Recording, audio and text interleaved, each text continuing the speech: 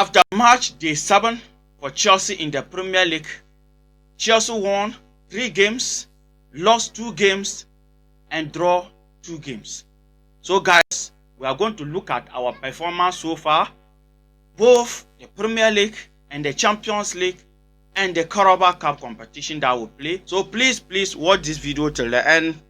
But before we come to our analysis, yes, on that performance, we just want to say thank you to all our viewers, our regular viewers. We can see that you are coming back to watch our videos more often, and we are here to say thank you to all of you, yes, for the love and the support you have been giving us on this channel. Thank you for that. Yes. Yes, in the Premier League we play 7 games, 3 wins, yes, 2 lost and 2 draws. Yes, Champions League we play 2 games, 1 win, 1 lost. Carabao Cup 1, okay. Champions League 1 win, 1 loss. Yes, and Carabao Cup 1 win. 1 win. Yeah. This performance, first of all, what do you have to say about Chelsea season? Yes, so with the Chelsea season so far, the first thing I will say is that we've not been consistent. Okay. You get it? Okay. And one would think that coming back from the Club World Cup's victory, coming back from winning the Club World Cup, Chelsea would be a different Chelsea from the Chelsea we saw last season. The expectations was high. You get that? Okay. Because last season, our major problem as a club was consistency. First of all, we started with a draw against Crystal Palace. Then we bounced back. I think we won against Fulham. Yes. Then we won another game or so. West Ham. Yes. You get that? We won against West Ham and then Fulham. Okay. Then we came and drew against Brentford. Okay. I think that draw against Brentford was a turning point. Yes. Of our inconsistent season. Yes. So far. You see that? And in that particular game, Enzo Maresca didn't get things right. I think he was thinking about the Munich game. You get He didn't start our best players. He was thinking of the Bayern Munich game. Yes. And then he lost that Brentford game. Yeah. Went into the Bayern Munich game. We even drew.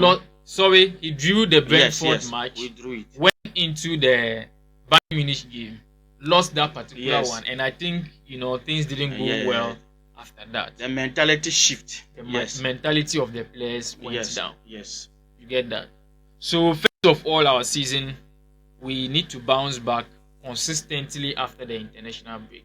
Okay. So the first thing I would like to mention is consistency. Yes. But there are factors that contributed to the inconsistency at the early stage of this season.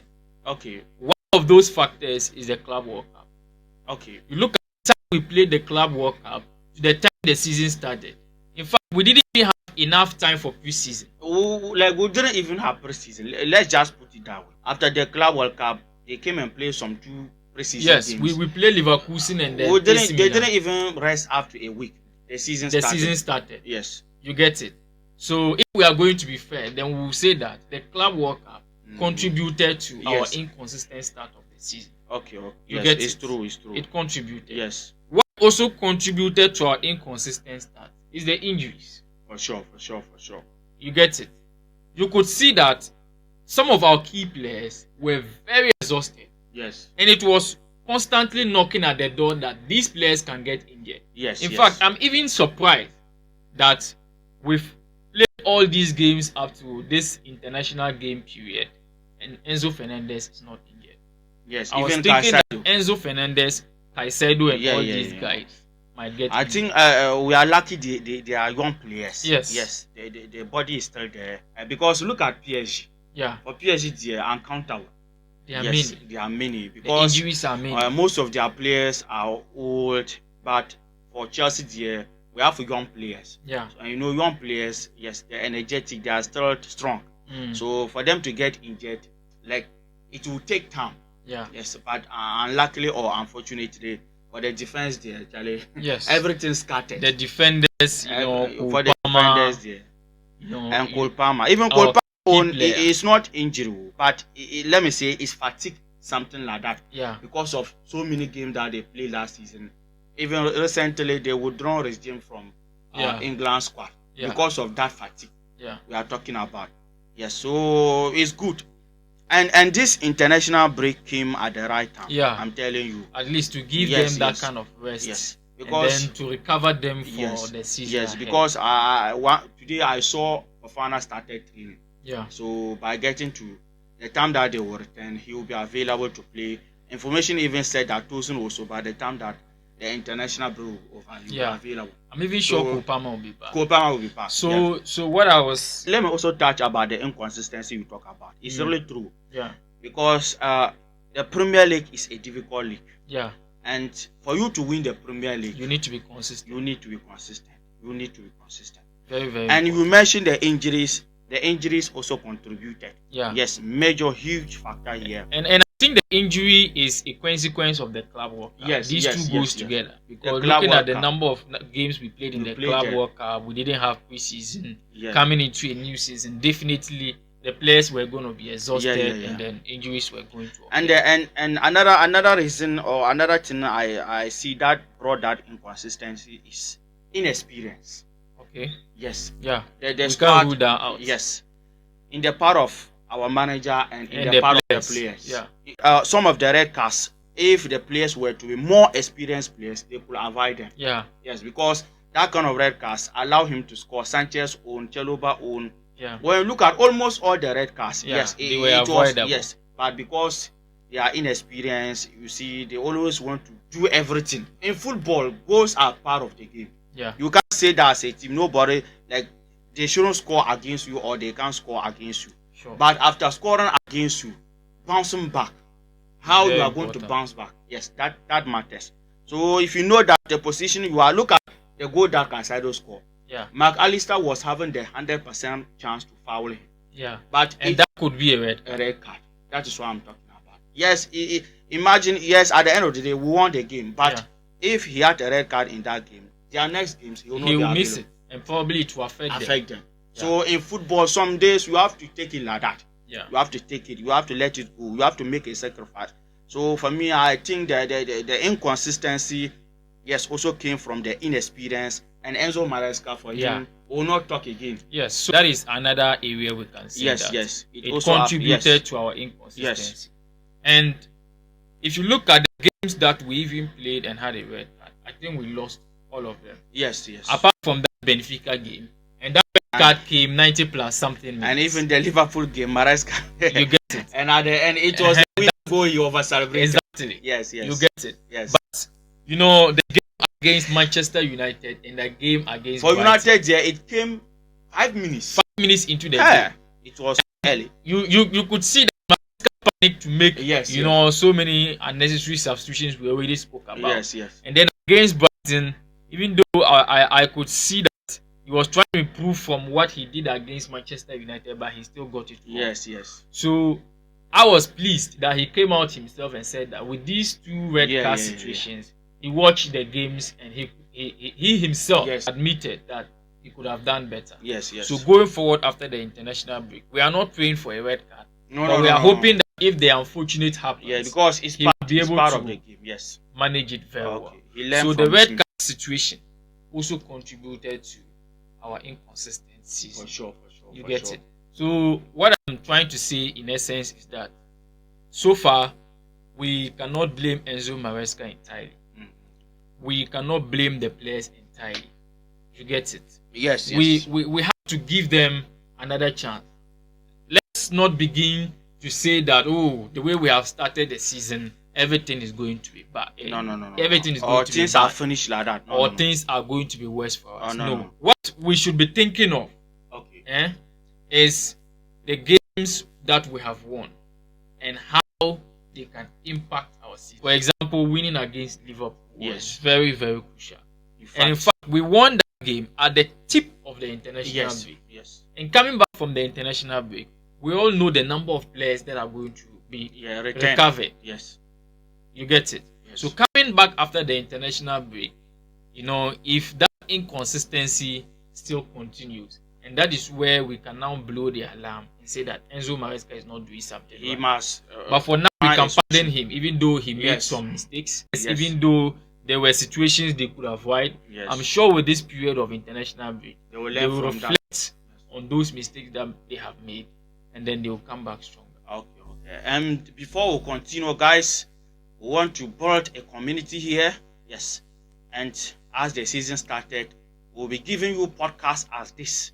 Yes, if Chelsea game is about to start, we'll give you a podcast, give you our opinion, our brilliant analysis on those games. After Chelsea games, we'll come back to still give you another podcast, our opinion, brilliant analysis. So please, as I said, we want to build a community, and we can't do that without your help and your support. So please don't forget to hit the like button and hit the subscription button. Yes, for this video to reach more football fans and Chelsea fans on the YouTube algorithm. Let's continue. Yes, so if I am going to rate our season so far, I would say so far it's a 7 over 10 for me. Out of 10, yes, you say 7. 7. Okay. And because of the factors that I listed, the club work, the injuries, the lack of the inconsistency, the injuries, yes, and all that. Yes, you get it. These are factors that we cannot deny that contribute. Yes, even though there are situations we could have also done better. Yes. So I think a 7 is an okay. Okay. For me, another thing I will add to our inconsistency this season is some of the new signings. Yeah, they didn't gel early. They didn't get it early. Yeah, very important. Yes. I can remember that Brentford game that we drew. Enzo Maresca started almost all the new signings. Yeah, he started Heto, Gittins, Joel Hato, Facundo, Gittins, Facundo, yes. Yeah. So Enzo Maresca was thinking that okay, we can rest our first 11 players waiting for Munich because it's a big game. I'm glad you mentioned it. Yes. And you see that particular decision he took. Yes. Even though he was trying to keep some of the players fresh. Yes. But you see, sometimes when you are making sacrifices like this, you should still make sure that you win the game ahead of He took a risk on that day, big risk. Yes, because going into Bayern Munich and then you are drawing a game, yes, that can bring the confidence of the team down. The mentality you are sending. I could just say that we cannot do anything against Bayern Munich. Joel Hato is a new signing. Okay. He has played as a left back all through his time at Ajax. Okay. So in that particular game, he tried to invest Joel Hato into the midfield. And you see, this is not something he's comfortable with. For a player to have his debut, sometimes there's this kind of pressure is there. Yes. So if you are playing him in a role where he's not comfortable, it adds to another pressure. So you could feel that he was not just in the game at all. In the game he was completely lost. I think one person that did somehow better that day was Fakunde, yes. Even Gittins didn't impress. Gittins didn't impress. You get it. And you look at the substitutions that he made, you could just feel like the whole thing was just having the for me, even that game, I wasn't blaming Enzo Maresca entirely because remember last season we were complaining that Caicedo is playing every game, Cucurella is playing every game. So the owners also saw it and then went and brought Hato, Gittins, so that in case we have less intense games, these kind of players can come in, and take over from them.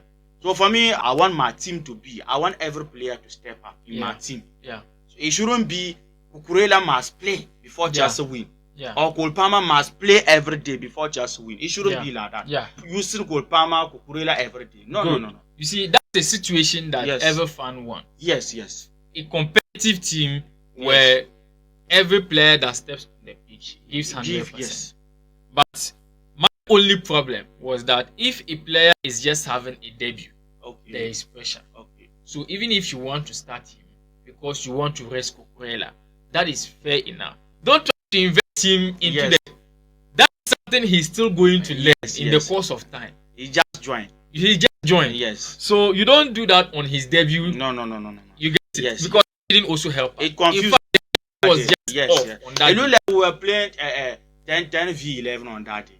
Yes, he wasn't part of it. He was just not there. So it looked like his best position would be the centre back position. In this Enzo Maresca tactics, when you look at all the games that he started so far, or even came from the bench, and he played centre back, and he was comfortable. This Liverpool game, we saw him. Yeah. He was comfortable giving that passes, accurate passes. Yeah. The same as Brighton at the centre back. Mm. You know, this Enzo Maresca tactics, if you are a left back, you are more or less a midfielder and a striker at the same time, a defender. This Enzo Maresca full backs, everybody is inverting. So that inversion thing, like it takes a lot of quality. If you don't have that quality to move forward as a defender, you will not get it easy. Yeah. So for me, so far when I watch Hato, I think his best position would be the centre back position rather than the left back, because if he's going to play as a left back for us, that means that he should be doing the same as Cucurella is doing. Move, invert to the midfield, sometimes attack and then come back. And not every player can do this way. It's not easy. The board said was that they already knew that with the number of games Cucurella has played, going into a new season, he's going to be very tired. So they need a backup. And then they also went for Hato because they felt he's versatile and can play between a left back and a centre back. But what I would just advise is that if we want to play Jordan Hato as a centre back, then we should still stick with that back when he's going to start. Because with Cucurella, I know if you want him to invert, he can do that. If you want him to play as a normal fullback, he can do that. But for Jordan Hato, he will still need to adapt to this kind of situation. It's not easy. I can still remember Gusto was one of our best players.